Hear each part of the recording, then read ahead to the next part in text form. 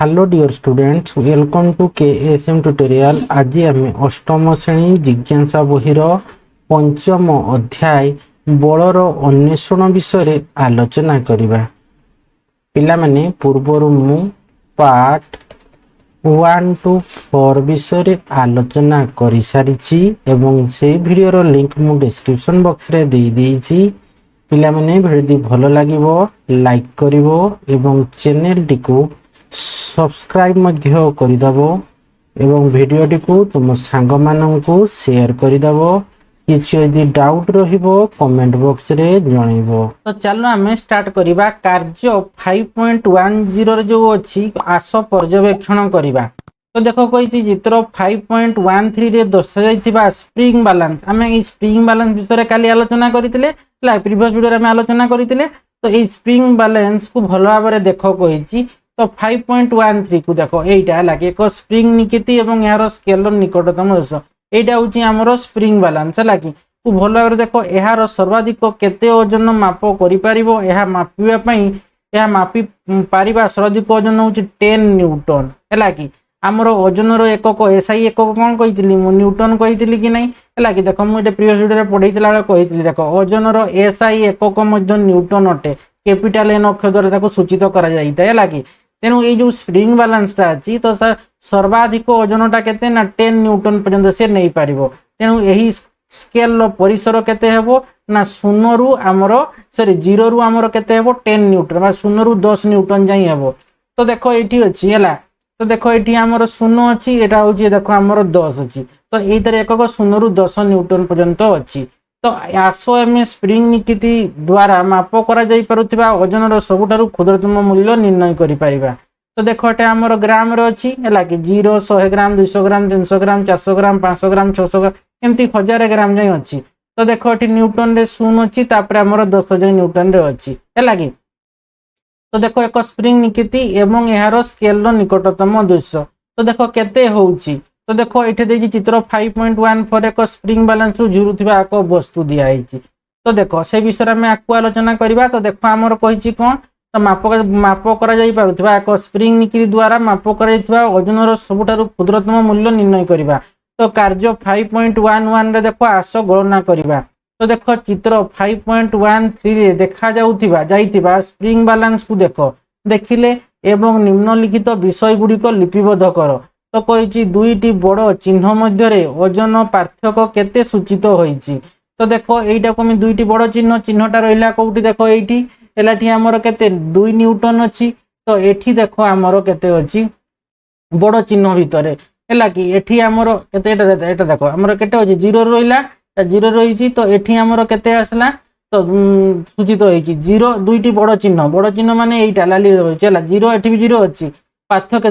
0 एवं 0.1 न्यूटन एठी 0 रहिला तो एठी 0.1 न्यूटन हैला कि 1 न्यूटन मध्य रे हैला कि 0.1 न्यूटन 0 एवं 0.1 न्यूटन ये रहिला 0.01 न्यूटन एटा हैला कि ता माने 0 रु 100 हैला कि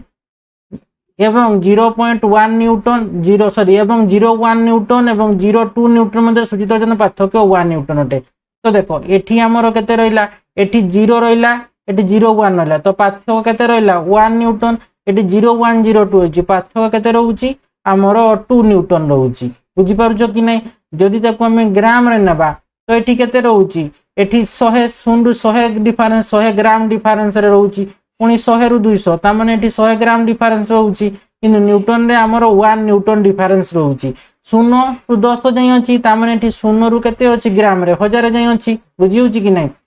तामाने 0.102 डिफरेंस होची हमर 1 न्यूटन। ठीक से पर 0 रु 0.1 डिफरेंस ता होची 1 न्यूटन अटे हैला कि। तो देखो कहिची कोन ना गोटिए छोट विभाजन हैला गोटिए छोट विभाजन केते ओजन सूचाई थाए। तो गोटिए छोट भाग माने 1 न्यूटन बाय 5 हैला कि छोट भाग माने एटी केता कार अछि देखो एठी न्यूटन रे एटा एला ए 1 2 3 4 5 टा रहिची कि नै 5 टा रहिची 5 टा कार रहिची ता माने गोटिए छोट भाग समान केते हेबो 1 न्यूटन जेहेतु डिफरेंस अछि 0.1 न्यूटन रु हमर 0.2 न्यूटन भितरे डिफरेंस केते रहउची 1 न्यूटन कि नै। ठीक से पर 0 रु 0.1 न्यूटन भितरे डिफरेंस केते रहउची ନା ଆମର 1 ନ୍ୟୁଟନ ରହୁଛି। ତେଣୁ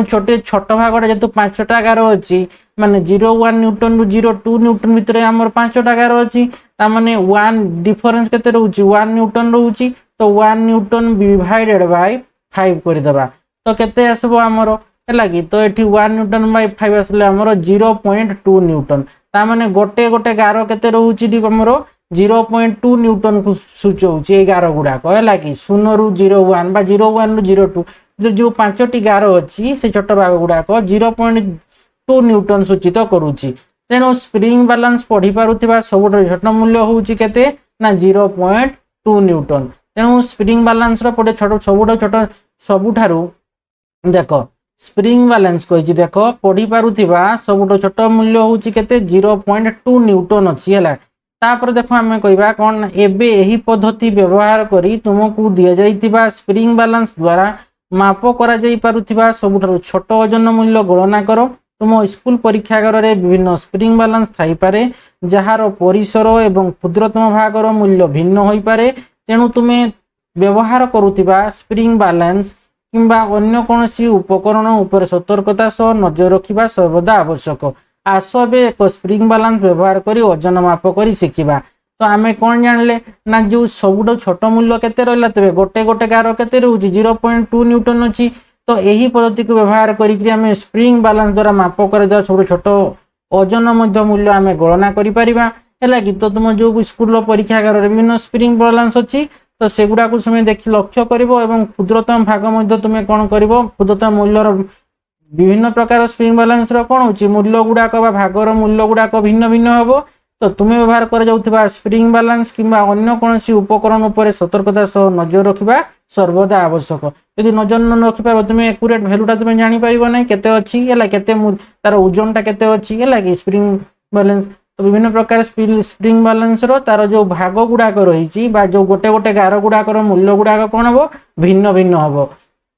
ତ ଦେଖ କହିଛି କାର୍ଯ୍ୟ 5.12 କୁ ଆସ ମାପ କରିବା। ତ ଏକ ସ୍ପ୍ରିଙ୍ଗ ବାଲାନ୍ସ ଏବଂ କିଛି ବସ୍ତୁ ନିଅ। ମନେ ରଖ ସ୍ପ୍ରିଙ୍ଗ ବାଲାନ୍ସ ମାପ କରିପାରୁଥିବା ସର୍ବାଧିକ ଓଜନ ମୂଲ୍ୟ ଅପେକ୍ଷା ବସ୍ତୁ ଗୁଡିକ ଭାରି ହେବା ଉଚିତ ନୁହେଁ। ତାର କେତେ ଯାଇ ଅଛି 10 ନ୍ୟୁଟନ ଯାଇ ଅଛି। ଯଦି ତୁମେ 10 ନ୍ୟୁଟନ ବା ଏଠି ଆମର କେତେ ହବ 1000 ଗ୍ରାମ ଯାଇ ଅଛି ତୁମେ ସେଇ ଭିତରେ ହିଁ ନେବ ତାଠୁ ବେଶୀ ନେଲେ ସିଏ ଏଠି ଦେଖେଇ ପାରିବ କି ସେ ସ୍ପ୍ରିଙ୍ଗ ବାଲାନ୍ସ ଆମର ସ୍ପ୍ରିଙ୍ଗ ବାଲାନ୍ସ ଟା ଦେଖେଇ ପାରିବ ନାହିଁ। ତେଣୁ ତୁମେ ସ୍ପ୍ରିଙ୍ଗ ବାଲାନ୍ସ ଯେତେବେଳେ ମାପ କରୁଛ ତ ସର୍ବାଧିକ ଓଜନ କେତେ ନେବ ନା ଯେତେ ପର୍ଯ୍ୟନ୍ତ ତାର ଯୋଉ ଅଛି ସେତିକି ପର୍ଯ୍ୟନ୍ତ ତୁମେ ନେଇପାରିବ। ଯଦି ବେଶୀ ନେବ ହେଲେ ଇଏ କଣ ହବ ଇଏ ଭାଙ୍ଗିଯିବ କି ନାହିଁ କ୍ଷତିଗ୍ରସ୍ତ ହବ କିମ୍ବା ତାର କଣ ହବ ମେସିନ ଟା ଖରାପ ହେଇଯାଇପାରେ। ତ ଦେଖ ହୁକରୁ ଗୋଟିଏ ବସ୍ତୁକୁ ଝୁଲାଇ ଚିତ୍ର 5.14 ଓଜନ ପାଇଁ ସ୍କେଲ ଭଲ ଭାବରେ ପଢ ଏବଂ ସାରଣୀ 5. ତୁମର ପର୍ଯ୍ୟବେକ୍ଷଣ ଲିପିବଦ୍ଧ କର। ତ ଦେଖ ଏଠି 5.14 ଏକ ସ୍ପ୍ରିଙ୍ଗ ବାଲାନ୍ସ ରୁ ଝୁଲୁଥିବା ଗୋଟେ ବସ୍ତୁଟା ଦେଖ ଅଛି କେତେରେ ଦେଖ ଅଛି ତା ମାନେ ଏଠି ଆମର 6 ରହିଲା 6 ନ୍ୟୁଟନ ଆଉ 7 ନ୍ୟୁଟନ ମଝିରେ ଅଛି। ତା ମାନେ ଏଠି କେତେ ରହିଲା 6 ହେଲା କି 6 ନ୍ୟୁଟନ। ତାପରେ ଏଟା ଗୋଟେ 2 ଅଛି ତା ମାନେ କେତେ ଆସୁଛି ଆମର ଦେଖ 6 ରହିଲା ହେଲା କି ଆଉ 6 ରୁ 7 ମଧ୍ୟରେ ଅଛି। ତ କେତେଟା ଗାର ଯାଇଛି ଦେଖ 1 2 3 ନମ୍ବର ଗାରରେ ଅଛି। ତା ମାନେ ଆମର ଗୋଟେ ଗାରଟା କେତେ 0.2 ଇଣ୍ଟୁ କେତେ ହେବ 3 ତା ମାନେ ଆମର କେତେ ହେବ 0.6। ତା ମାନେ ସେ ପେନ୍ସିଲ ଆମର କେତେ ରହିଲା ତେବେ ହେଲା କି ଯୋଉ ବସ୍ତୁଟା ଅଛି ତ କେତେ ରହିବ ଏଟା 6 ପଏଣ୍ଟ ମିଶେଇ ଦେବା ତ କେତେ ହଉଛି 6.06 ରେ ଅଛି ହେଲା କି 6 ଯେହେତୁ ଆମର 0.2 ପ୍ରତ୍ୟେକ ଗାର ଗୁଡାକ ତା ମାନେ ଏଠି ଗୋଟେ ଗାର 2ଟା ଗାର 3ଟା ଗାର ଅଛି ତା ମାନେ 0.2 ଇଣ୍ଟୁ 3 କରିଦବ ତ 0.6 ହେଲା। ତ ତା ମାନେ 6 ରେ 0.6 ମିଶିଯିବ ତା ମାନେ କେତେ ହେବ 6.6 ନ୍ୟୁଟନ। ତା ମାନେ ଏ ବସ୍ତୁଟାର ଓଜନ କେତେ ରହିବ 6.6 ନ୍ୟୁଟନ ରହିବ। ବୁଝି ହଉଛି କି ନାହିଁ। ଯଦି ଗ୍ରାମ ରେ କରବ ଗ୍ରାମ ରେ କଲା ମାନେ ଏଠି 600 ରହିଲା ଏଠି କେତେ ରହିବ ଡିଫରେନ୍ସ 100 ରହିଛି ତା ମାନେ ପ୍ରତ୍ୟେକ ଗୁଡାକ କେତେ ହଉଛି ଆମର ଏଠି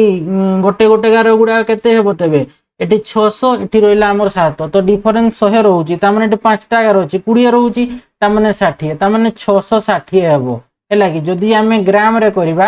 ତ 660 ଗ୍ରାମ ହେବ ହେଲା କି 3ଟା ଗାରର ଯେହେତୁ ଅଛି ଆଉ ଆମର ନ୍ୟୁଟନ ରେ କରିବା 6.6 ନ୍ୟୁଟନ ହେବ ହେଲା କି। ତ ଦେଖ পেন্সিল বাক্স তুমি সেমতি এমতি পেন্সিল বাক্সକୁ ନେଇକି তুমি ଓଜନ କରି ସ୍ପ୍ରିଙ୍ଗ ବାଲାନ୍ସ ରେ କରି ତାର ଓଜନଟା ଲେଖିଦବ କେତେ ହଉଛି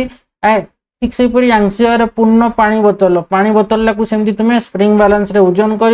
नहीं लिखिदेव तार मापटा केते होची है कि तो देख जिते तुम तुम केम जानव ना ये जो न्यूटन रे नेब न्यूटन रे नेला माने कौन हम तार प्रत्येक गार गुड़ाक कौन हम 0.2 न्यूटन 0.2 करी है कि तार माने प्रत्येक गार हूँ 0.2 न्यूटन है कि ताने जिते जो गार रहा 0.2 न्यूटन इंटू से गारटा देदेव ठीक से आम ग्राम रे करब ताने ये प्रत्येक गार गोटे गोटे कौन 20 ग्राम जेहेतु ये 5टा गार रोचे बुझी कि ना ताने ये आमर आसला वस्तुटा के 660 ग्राम जदि आम न्यूटन रे करबा 6.6 न्यूटन तो तुम युवाक निजे सेमती ओजन करी तुम परीक्षागार निजे सेमती ओजन करब स्प्रिंग बैलेंस साहाय्य ओजन माप करी तुम चाहिए गुड़ाक निजे भी लिखिपार है कि मापिकी तो देख कही तुम एक वस्तुर वस्तुत्व बाम पार्श्व देखा जाउतबा स्केल रु देखि स्थिर करि एक वस्तुर वस्तुत्व मापिया स्प्रिंग बैलेंस चित्र 5.3 बाम पटे देखा बाम पटे देखा गोटे तुम कौन अच्छी एगुड़ाक माप गुड़ाक देख अच्छी कि ए साइड रे देख ग्राम रे अच्छी ए साइड न्यूटन रे अच्छी ऊपर भी लिखाई देख ये ग्राम भी लिखाई ये न्यूटन भी लिखाई है मापिया देख बाम पटे देखा वस्तुत्व स्केल व्यवहार कर कार्य 5.10 रु 5.1 टी पुनरावृत्ति करि तो देख आउ पादे आग को कही कौन ना एक वस्तुर वस्तुत्व को परोक्ष माप करने स्प्रिंग बैलेंस रे तार ओजन निया जाई पारे गोटे वस्तुर वस्तु को जब आम परोक्ष माप करवा केते अछि तो आम कौन करवा ना स्प्रिंग बैलेंस तार ओजन कर माप कर जानी पारबा कि नहीं किंबा अन्य कौन जना वस्तुत्व विशिष्ट वस्तुर ओजन सहित यही वस्तुर ओजन को बीम बैलेंस द्वारा मध्य तुलना करी यही वस्तुर वस्तुत्व निर्णय करा जाई पारे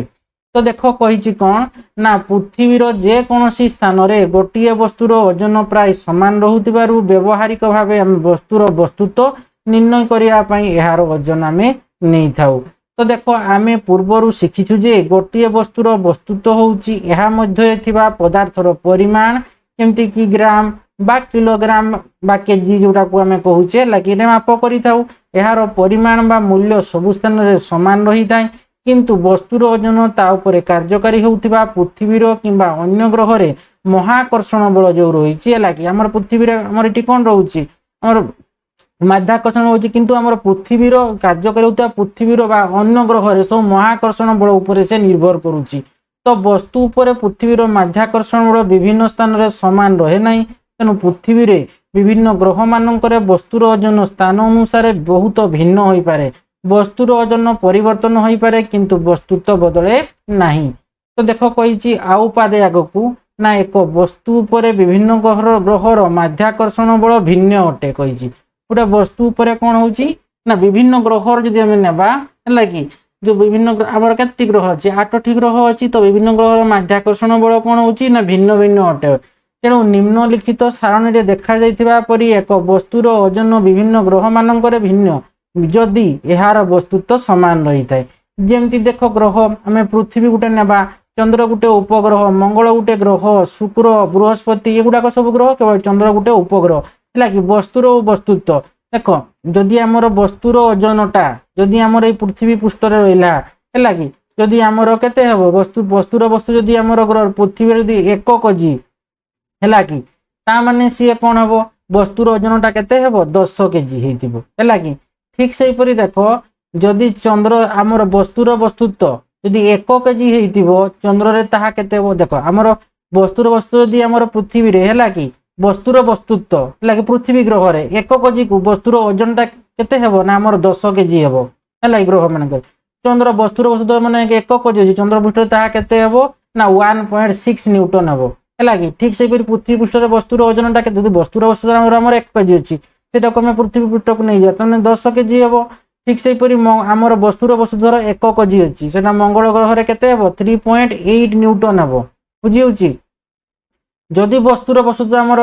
1 केजी अच्छी है कि तो सी कौन हम वस्तुर वस्तुत्व हूँ 1 केजी थी शुक्र ग्रह ग्रह रे तार तार कौन हम वस्तुर ओजन केते हेबो न्यूटन हेबो वस्तुर वस्तु जदि चंद्र 1 केजी थी चंद्र माने एक वस्तुर वस्तु 1 केजी थी तो ओजनटा केते हेबो 1.6 न्यूटन हेबो मंगल ठीक से वस्तु जदि 1 केजी थी तो वस्तुर ओजन केते हेबो 3.8 न्यूटन हेबो बृहस्पतिर वस्तुर वस्तु जदि बृहस्पति ग्रहर वस्तुर वस्तु 1 केजी थी तार माने वस्तुर ओजनटा केते हेबो 25.4 न्यूटन हेबो 10 केजी थिला माने से 1 केजी थिबो देखो किंतु ग्रह उपग्रह रे देखो तार ओजनटा सब अलगा अलगा आसी जाउची पृथ्वी रे 10 केजी आसी से 1 केजी चंद्र रे हमर 1.6 न्यूटन आसी मंगल रे 3.8 न्यूटन आसी वस्तु रे ओजन शुक्र रे आसी 9 न्यूटन बृहस्पति रे आसी 25.4 न्यूटन किंतु सब गुडाकर वस्तुर वस्तु केते रहउची 1 केजी रहउची कि नै किंतु देखो वस्तुर ओजन विभिन्न ग्रह उपग्रह रे तार देखो मूल्य गुडाक सब असमान आसी जाउची कि नै तापर देखो आमे जिबा आउ पादे आगकू ना दैनंदिन जीवन रे विशेषतः आमे साधारणतः व्यवहार करुथिबा वस्तु क्षेत्र रे एगुडिक उपरे पृथ्वी द्वारा प्रयोग करा जाउथिबा बल बा ओजन अपेक्षा आमे एथिरे थिबा वस्तुत्व विषय रे अधिक आग्रही हो आमे साधारणतः वस्तुर ओजन नहीं थाउ किंतु एहाको किलोग्राम जोटा कमे कहउचे कोन वस्तुत्व एकक रे प्रकाश करिताउ उदाहरण स्वरूप आमे कहू गहम बेगर ओजन होउची 10 किलोग्राम किंतु वैज्ञानिक व्यवहार रे यह सठिक नुहे प्रत्येक दिन भाषा रे मध्य सठिक शब्द सठिक एकक व्यवहार करिबा जरूरी उठे हैला कि तापर देखो अछि 5.6 रे अछि भासीबा एवं बुडीबा देखो जदि आमे पानी उपरे किछि वस्तु रखु ये कहउची देखो सेमानंक मध्यरु किछि भासुथिबो देखुथिबो जेते बेले कि अन्य गुडी को मध्य तळकु बढ़ी जाय ता माने जेउ वस्तुर वस्तुत्व बेसी सी कोन हुए सी बुडी जाय जेउ वस्तुर वस्तुत्व कम सी कोन है ना हमर भासी थाय तो पृथ्वीर माध्याकर्षण शक्ति समस्त वस्तु उपरे कार्य करूची कि तबे समस्त तळकु काहे कि पडु नाहंती जार वस्तुत्व कम बा ओजन कम सी कोन हो से ऊपर भासुची जार वस्तुत्व बेसी सी कोन होउची ना बुडी जाउची तेणु मग व्यवहार करी एक जलपूर्ण बाल्टी रु पानी व्यवहार करबा समय तुमे कोन लक्ष्य करो जे मग पानी भितरे थिबा बेले हालुका अनुभव करे तुमे देखिथिबो जेतेले पानी थिबो हला जेतेले तुमे बाल्टीटा धर पानी रखिचो मगटा को पूरा भितर को नबो भितर जेतेले पानीटा को टेकी के देखो हल्का लागो जेतेले पुनी बाल्टी ऊपर को नै आसीबो तेले भारी लागबो ठीक सेही परि देखो नदी रे जते गाधौथिबो नदी किबा पोखरी रे तो देखो बुडी के देखो गोटे पथरटा को तुमे उठेइबो उठेला माने देखो पानी भितर जो उठेबो बहुत हल्का थिबो बहुत ओजन माने से पथरटार वस्तुत्व बेसी बा ओजन बेसी थिले म्हणजे तुमको हल्का लागबो जेतेबेले तुमे पानी रो ऊपर को उठेबो सेतार कोन हबो ओजनटा बेसी हेबो तो एई भला काहे कि हुए तो देखो एटा कार्य 5.3 देखो कहिची आसो अनुसंधान करिबा एक खाली प्लास्टिक बोतल यार ढांकुणी भलो भाबरे बंद कर दो गोटे खाली प्लास्टिक बोतल नेबो तापर ढांकुणीटा ठिपीटा को भलो भाबरे बंद कर देबो एवं पानी रे पूर्ण होइथिबा बाल्टी नेबो तापर गोटे बाल्टी नेबो सेटा कोन पानी जल जेंति भर्ती हितो पानीटा भर्ती कि थिबो तापर बोतल को पानी रे ठेली दियो तुमे कोन ऊपर आड़ को धक्का अनुभव करूछो बोतल को छाडी दियो या ऊपर को कोन ऊपर उडुची तुमे कोन करतो बाल्टी रे भर्ती पानी निजो तापर तुमे कोन करिछो खाली गुटे बोतल रे ठिपीटा को लगेइकरी तुमे त कोन करबो ना से पानी भर्ती बाल्टी तुमे ताको भीतर को जाकिया को चेष्टा करबो हैला कि बुडैया को चेष्टा करबो देखिबो तुमे कोन करबो ना ए बोतल को बुडै पारबो ना सी कोन करबो ना सी ऊपर को पळे आसबो उठी पळे आसबो तो तुमे ऊपर आड़ को एक धक्का अनुभव तुमको सी कोन करबो ना पेली के नै आसबो तुमको धक्का टाइप रो लागबो हैला कि एतले से बोतलटा हैला कि तो बुडीबो नै से ऊपर को भासीबो आसी कि एतले तुमको कोन करबो ना बुडैया को चेष्टा करबो से बोतल तुमको धक्का देला भलिया कोन हबो ऊपर को उठी आसीबो हैला कि एवं बोतलटी जलपृष्ठ को फेरी जाय एहा सूचित करे जे पानी भितरे थिबा बोतल उपरे ऊपर आड़ को एक बल प्रयोग होई थाए प्रकृत रे समस्त तरल पदार्थ एही प्रकार रो बल प्रयोग करंती ऊपर दिगरे एक वस्तु उपरे तरल पदार्थ प्रयोग कराउथिबा बल को हमें ऊर्ध्व बल बा प्लवता कहा जाय तो देखो तो आमे एठी बहुत जिंस उडे जानले देखो जेते बेले हमें भर्ती करूथिबा माने पानी भर्ती वाले जेते हमें खाली बोतल को भला बे ठिपी लोय के जेते पुरुचे माने ताकू हमें बुडीया को चेष्टा करूचे से बोतल टी कोन करूची न बुडी की जल पृष्ठ ऊपर को फेरी आसी माने ऊपर को पळे आसी तो यह सूचित करूची जे कोन ना पानी भितरे बोतल ऊपर ऊपर आड़ को एक बल प्रयोग होउची तो सब मन रखिथिबो समस्त तरल पदार्थ एही प्रकार बल प्रयोग करंती तो ऊपर दिगरे हैला कि एक वस्तु उपरे तरल पदार्थ द्वारा प्रयोग करा जाउथिबा बल को हमें कोन कहिबा ऊर्ध्व बल बा ताको हमें प्लवता बोली मध्य कहि थाउ हैला कि प्लवता कहि तो प्लवता कहिले कोन बुझोटा शॉर्ट क्वेश्चन आसे एटा को मन रखिदबो ऊर्ध्व बल बा प्लवता काहा को कहा जाय ना गोटे वस्तु उपरे ऊपर दिगरे तरल पदार्थ द्वारा प्रयोग हैला गोटे वस्तु उपरे हमर कोन ऊपर दिगरे हैला कि ऊपर दिगरे एक वस्तु उपरे तरल पदार्थ द्वारा प्रयोग करा जाउथबा बल को हमें ऊर्ध्व बल बा प्लवता कहि थाउ। तो देख ये देख पानी रे प्लास्टिक बोतल टाइम बुड़े चेष्टा कर चित्रटा देख लक्ष्य कर केमती देख से न भासी न बुड़ी देख भासुची प्लास्टिक बोतलटा है। तो जिते बड़े कौन सी वस्तु को तरल पदार्थ रे बुड़ा जाए पृथ्वीर माध्याकर्षण बल ता उपरे तलकू कार्य करे। जिते कौन सी वस्तु को आम तरल पदार्थ कार्य करुचे तरल पदार्थ जो बुड़ौचे तो सी कौन हो पृथ्वीर माध्याकर्षण बल ता उपरे तलकू कार्य करुच्ची किंतु यार यहाँ उपरे तरल पदार्थ द्वारा उपर दिगरे एक प्लावन बल प्रयोग होची है कि ताने जिते बड़े गोटे कौन सी वस्तु को आम कौन करुचे तरल पदार्थ बुड़ौचे तो ये पृथ्वीर जो माध्याकर्षण बल रही सी कौन करुची ना ता उपरे तलकू सी कौन करुची ना कार्य करुची किंतु ए बोतलटी न बुड़ी ऊपर को भासी आसुची अर्थात तरल पदार्थ उपरे ऊपर दिगरे गोटे कौन होची ना प्लावन बल प्रयोग होची है कि जदि माध्याकर्षण बल यही ऊर्ध्व बल ठारू अर्थात आमर ए प्लवता ठारू है कि जदि माध्याकर्षण बल ये ऊर्ध्व बल ठारू बा प्लवता ठारू अधिक हुए तेबे वस्तुटी बुड़ी जाए किंतु जदि दुईटी बल समान हुए तेबे वस्तुटी कौन हम ना भासी थाए। तो देख ये लिखिदेव ये मन रख जदि माध्याकर्षण बल यही ऊर्ध्व बल ठारू अधिक हुए तेबे वस्तुटी कौन हुए ना बुड़ी जाए किंतु जदि दुईटी बल समान हुए तेबे वस्तुटी कौन हुए ना भासी थाए। तापर देख लिखिब कौन ये मन ये देख तापर कौन अच्छी तो यहाँ मन रखिदेव कहीं तेबे से वस्तुटी तेबे भासिला अर्थात ये प्लास्टिक बोतलटा भासिला तार तार माध्याकर्षण बल है कि ऊर्ध्व बल ठारू अधिक होची वस्तुटी माध्याकर्षण बल ऊर्ध्व बल ठारू अधिक होची वस्तुटी बुड़ी जाउची तार ये प्लास्टिक बोतल एवं आमर ये जो माध्याकर्षण बल रोची तो ये दुईटी बल कौन होची एठी आमर माध्याकर्षण बल रोची आमर ऊर्ध्व बल रोची तार माध्याकर्षण बल आ ऊर्ध्व बलर बलटा कौन होची ना समान होची माने ऊर्ध्व बल बोला कि ऊर्ध्व बल बा ताकू आमे कहबा कौन ना प्लवता है कि ऊर्ध्व बल बा प्लवता तार बल जेतकी एवं आमर समान आमे कहि परिबा कौन ना माध्याकर्षण बल ऊर्ध्व बल आ माध्याकर्षण बलर जदि परिमाणटा समान हेबो तेबे वस्तुटी कौन हेबो भासिबो तामाने ए पानी भर्ती जो बाल्टीटा अछि हमर बोतलटा जो भासुची तामाने एठी माध्याकर्षण बल एवं ऊर्ध्व बलर परिमाण समान होउची है कि फल ए बोतलटी भासुची आउ केते बड़े बोतलटी डुबी जाता बा आमर वस्तुटी माने बुड़ी जाता तो केते बड़े बुड़ी जाता ना जेते बड़े माध्याकर्षण बल ऊर्ध्व बल ठारू अधिक हबो माने ए प्लवता ठारू ए माध्याकर्षण बलटा कौन हबो ना अधिक हबो तेबे से क्षेत्र रे से वस्तुटी बुड़ी जीवो तो केते बड़े हेबो ना से वस्तुटीर जदि ओजनटा बेसी हेबो तो सी कौन हबो सी बुड़ी जीवो कि नहीं।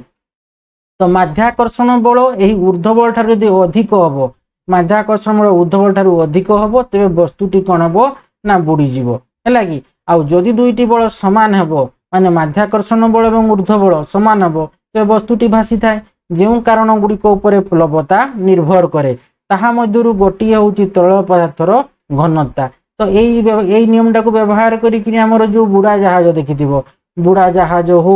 बा आमर तुमर पानी जहाज है कि एगुड़ाक सब कौन हुए ना ये प्लवता नियम को व्यवहार करी आमर बा ऊर्ध्व बल नियम को व्यवहार करी से समुद्र से न बुड़ी से कौन होता है भासमान अवस्था रही था आउ कौन हुए बेले बेले से बुड़ा जहाजटा कौन होता है बुड़ी थाए है कि पानी भीतर को जाती थाए। तो ये नियम को व्यवहार करी है कि तो व्यवहार होता है। तो देख जो कारण गुड़िक उपरे प्लवता निर्भर करे ताहा मध्यरु गोटिए होउची तरल पदार्थर घनता तामाने प्लवता कहा उपर निर्भर करे ना गोटिए होउची तरल पदार्थ जो घनता थिबो तो से घनता उपरे मध्य प्लवताटा बा हमर ऊर्ध्व बलटा निर्भर करिवो। तो देख आउ पादे आगो कहिची प्रसिद्ध ग्रीक वैज्ञानिक आर्किमिडीज आविष्कार करथिले जे जेतेबेले कोनसी वस्तु को तरल पदार्थ रे संपूर्ण किबा आंशिक भाव बुड़ा जाए सेतेबेले यह एक ऊर्ध्व बल अनुभव करे यह द्वारा विस्थापित तरल पदार्थर ओजन सहित समान। तो प्रसिद्ध ग्रीक वैज्ञानिक आर्किमिडीज से कौन करथिले ना से आविष्कार करथिले आर्किमिडीज ना कौन सी वस्तु को यदि तरल पदार्थ रे संपूर्ण किबा आमे आंशिक भाव में बुड़ेबा सेतेबेले कौन हबो ना ता ऊपर एक ऊर्ध्व बल अनुभव करे है कि जहा द्वारा कौन हुए ना ये विस्थापित तरल पदार्थर ओजन सहित सी समान होता है। यह आर्किमिडीज नीति भाव में जना जाए। तो से नीतिटा को आम आर्किमिडीज नीति बोली आम जानी था। जदि कौन सी वस्तु द्वारा विस्थापित तरल पदार्थर ओजन वस्तु ठारू ବସ୍ତୁର ଓଜନ ଠାରୁ କମ ହୁଏ ତେବେ ବସ୍ତୁଟି ତରଳ ପଦାର୍ଥରେ ବୁଡ଼ିଯିବ। ତ ଏଇଟା ଦେଖ ମନେ ରଖିବ କ'ଣ ନା ଯଦି କୌଣସି ବସ୍ତୁ ଦ୍ୱାରା ବିସ୍ଥାପିତ ତରଳ ପଦାର୍ଥର ଓଜନ କ'ଣ ହୁଏ ନା ବସ୍ତୁର ଓଜନ ଠାରୁ କମ ହୁଏ ତେବେ ବସ୍ତୁଟି କ'ଣ ହଉଛି ନା ତରଳ ପଦାର୍ଥରେ ବୁଡ଼ିଯିବ। ଯଦି ବିସ୍ଥାପିତ ତରଳ ପଦାର୍ଥର ଓଜନ ବସ୍ତୁର ଓଜନ ସହିତ ସମାନ ହୁଏ ତେବେ ବସ୍ତୁଟି କ'ଣ ହବ ତରଳ ପଦାର୍ଥରେ ଭାସିଯିବ ହେଲା କି। ତ ତାମାନେ ଯେତେବେଳେ ଗୋଟେ କୌଣସି ବସ୍ତୁ ଦ୍ୱାରା ଯଦି ବିସ୍ଥାପିତ ପଦାର୍ଥର ଯଦି ଓଜନଟା କ'ଣ ହବ ନା ବସ୍ତୁର ଓଜନ ଠାରୁ କମ ହେବ ତେବେ ସେ ବସ୍ତୁଟି କ'ଣ ହବ ତରଳ ପଦାର୍ଥରେ ବୁଡ଼ିଯିବ। ଯଦି ଆମେ ବିସ୍ଥାପିତ ତରଳ ପଦାର୍ଥର ଆମେ ଓଜନ ବସ୍ତୁର ଓଜନ ସହିତ ଯଦି ସମାନ ହେଇଯିବ ତେବେ ବସ୍ତୁଟି ତରଳ ପଦାର୍ଥରେ ଭାସିବ। ତ ଦେଖ ଏଠି କହିଛି କ'ଣ କେବେ ଶୁଣିଛ କି ବୋଲି ଦେଖ ଗୋଟେ କହିଛି ନା କିଛି ପଥର ଅଛି ଯାହା ପାଣି ଉପରେ ଭାସିପାରେ। ଏପରି ଏକ ପଥର ହେଉଛି ପ୍ୟୁମିସ୍ ହେଲା କି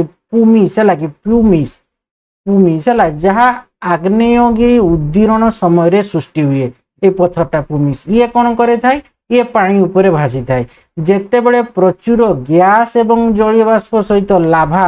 ଶୀଘ୍ର ଥଣ୍ଡା ହୁଏ ଏହା ମଧ୍ୟରେ ଗ୍ୟାସର ଏକ ଛୋଟ ଫଟକା ଭିତରେ ଫସିଯାଏ। ଏହା ଏକ ହାଲୁକା ଏବଂ ଛିଦ୍ରଯୁକ୍ତ ପଥର ସୃଷ୍ଟି କରେ ଯାହା ବାୟୁମଣ୍ଡଳରେ ପୂର୍ଣ୍ଣ ହୋଇଥାଏ ଓ ଯାହା ପାଣି ଅପେକ୍ଷା କମ ଘନ ଏବଂ ଏହା ଉପରେ ଭାସିଥାଏ। तो देख मुख्य बिंदु देख दिखाई आम कौन सब आलोचना कले ना देख ये विषय में ये सब अध्याय में ये सब जानले ना बल हूँ वस्तुर पारस्परिक क्रियार सृष्टि होता वस्तु उपर ठेला किंबा टणा क्रिया। आउ कौन जानले ना बलर एसआई एकक हूँ न्यूटन एवं यार प्रतीक हूँ कैपिटल एन। तापर जानले कौन ना बल गुड़िक संस्पर्श सहित किंबा बिना संस्पर्श कार्य करें। तापर में कौन जानले ना मांसपेशीय बल एवं घर्षण बल हूँ संस्पर्श बलर किछि उदाहरण। मांसपेशीय बलटा आउ कौन ना घर्षण बलटा एमाने हूँ कौन संस्पर्श बलर उदाहरण। तापर में जानले कौन ना चुंबकीय बल माध्याकर्षण बल एवं स्थिर विद्युत बल हूँ अण संस्पर्श बल। तो संस्पर्श बलर उदाहरण तुम्हें पाइले कौन ना मांसपेशीय बल एवं घर्षण बल। अण संस्पर्श बलर उदाहरण में पाइले कौन ना गोटे आम पाइले देख ये ना चुंबकीय बल माध्याकर्षण बल एवं स्थिर विद्युत बल एगुड़ाक हूँ आमर अण संस्पर्श बल। ठीक से बल गोटे वस्तुर स्थितावस्था परिवर्तन यार गतिर वेग गतिर दिग किंबा उभय परिवर्तन करिपारिबो। बल एक वस्तुर आकार मध्य परिवर्तन करिपारिबो। तापर देख अछि जेतेबेले एक वस्तु अन्य पृष्ठ उपरे गति करे किंबा गति करिया को चेष्टा करे सेतेबेले क्रियाशील बल को घर्षण बल किंबा केवल घर्षण कुआ जाए। तो जेतेबेले गोटे वस्तुटा कोन होची अन्य पृष्ठ उपरे गति करे किंबा गति करिया को चेष्टा करे तो सेतेबेले से क्रियाशील बल को आमे घर्षण बल बा आमे खाली घर्षण बल मध्य कहि थाउ। तो यह वस्तु जो दिगरे गति करे किंबा गति करिया को चेष्टा करे तार विपरीत दिगरे से घर्षण बलटा कार्य करि थाए। आउ कौन जानले ना गोटे चुंबक द्वारा अन्य एक चुंबक किंबा चुंबकीय पदार्थ उपरे प्रयोग करा जाउतबा बल को आमे चुंबकीय बल बोली कुहाए बोली जानिले। तापर में कौन जानले ना एक चार्जित वस्तु द्वारा अन्य एक चार्जित वस्तु किंबा चार्जहीन वस्तु उपरे प्रयोग करा जाउतबा बल को आमे स्थिर वैद्युतिक बल बोली मध्य कहि थाउ बा कहि कुहा जाय हैला। एटा भी जानले। आउ कौन जानले ना पृथ्वी जेउ बल सहित वस्तु गुडी को निज आड़ को आकर्षित करे ताहाको आमे कहबा माध्याकर्षण बल। तो पृथ्वी जेउ बल सहित वस्तु गुडी को निज आड़ को कोन करे आकर्षित करे ताको माध्याकर्षण बल कहूचे। तो यह सर्वदा को आकर्षण बल। तापर आमे जानले कोन ना पृथ्वी जेउ बल द्वारा कोनोसी वस्तु को निज आड़ को टाणे ताहाको वस्तुर वजन कुहा जाय। तो पृथ्वी जेउ बल द्वारा कोनोसी वस्तु को निज आड़ वस्तुर वजन कहूचे। तो वजनर एसआई एकक हूँ आमर न्यूटन कैपिटल एन। तापर आमे कौन जानले ना एक वस्तुर वस्तुत अपरिवर्तित रही थाए जेतेबेले कि यार वजन स्थान अनुसार भिन्न होई पारे। आउ कौन जानले ना जेतेबेले एक वस्तु को तरल पदार्थ रखा जाए सेतेबेले यही वस्तु पर तरल पदार्थ द्वारा उपर दिगरे प्रयोग होतिबा बल को आमे ऊर्ध्व बल बा प्लवता बोली कहि थाउ। बुझियला। तो आज आम एतके आलोचना करवा। नेक्स्ट वीडियो में कौन करवा जिज्ञासा बजाय रख बा तुमर एटा कहि पारो अभ्यास बा प्रश्नोत्तर ए विषय रे आम आलोचना करवा। तो आशा करूची पिला माने भिडियो को भल भाबे बुझी पारिथिबो भिडियो को लाइक कमेंट और प्रचुर मात्रा शेयर कर जो मैंने पर्यंत चैनल को सब्सक्राइब करन अति शीघ्र चैनल को सब्सक्राइब करनेब और पाखरे बेल आइकन को दबाइदेव जहाँफल कि भिडियो छाड़ू छाड़ू तुम पाखक नोटिफिकेशन पलि आसो तुम जापर। धन्यवाद।